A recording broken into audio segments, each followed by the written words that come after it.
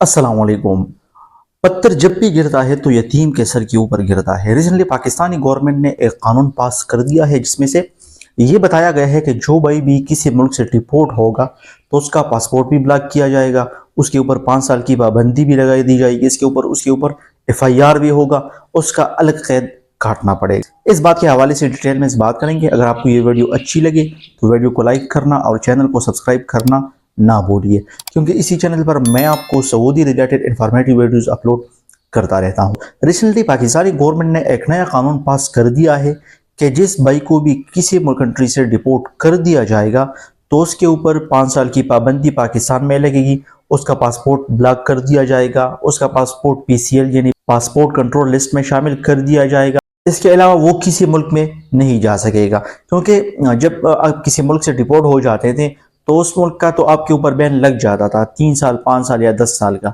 अब आपके ऊपर पाकिस्तान में भी बैन लगेगा, यानी आप पाकिस्तान से किसी दूसरे मुल्क ट्रेवल नहीं कर सकोगे। और ये कानून मेरे ख्याल में ज़्यादातर उन ओवरसीज भाइयों के लिए है जो गल्फ कंट्रीज में रहते हैं, यानी यमन, बहरीन, सऊदी अरब, कुवैत, कतर, इसके अलावा UAE में, क्योंकि हमारे ज़्यादातर पाकिस्तानी भाई इन ममालिक में ज़िंदगी बसर करते हैं और वहाँ पर ओवरसीज होते हैं। तो अब इस कानून का फ़ायदा क्या होगा और नुकसान क्या होगा?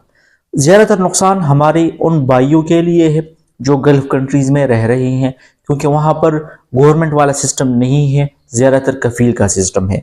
कफ़ील का जब मन चाहे आपका इकामा रिन्यू करवाएगा, जब मन चाहे आपके पीछे खरूब लगा रहता है। क्योंकि ज़्यादातर केसेस मेरे साथ ऐसे आते हैं कि भाई बोल लेते हैं हमको कि हमारी कफ़ील ने हमसे पैसा ले लिया, इकामा रिन्यू नहीं करवा रहा है, पीछे खरूब दे दिया, ये मसला हो गया, वो मसला हो गया। तो ये बातें तो गवर्नमेंट को पता नहीं है कि वहाँ पर लोगों की क्या गुजर रही है, उनको किन स्टेजेस से जो है वो गुजर रहे हैं, कैसे ज़िंदगी वो गुजार रहे हैं वहाँ पर, ये तो उनको पता नहीं होता है।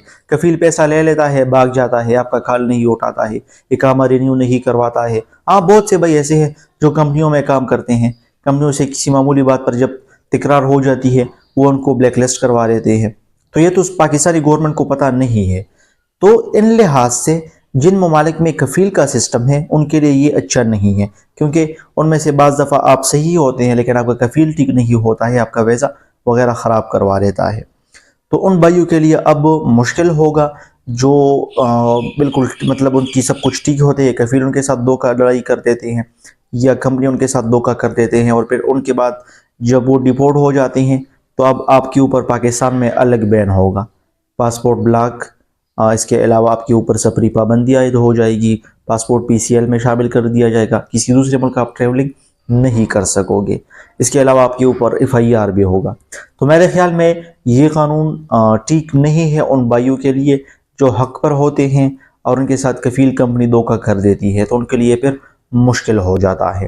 लेकिन एक लिहाज से अगर देखा जाए तो हमारे ज़्यादातर पाकिस्तानी भाई इन लफड़ों में मुलव्विस होते हैं, ज़्यादातर इलीगल काम वगैरह करते हैं जिसकी वजह से वो पाकिस्तान का नाम बदनाम कर रहे होते हैं। तो उनके लिए फिर ये कानून ठीक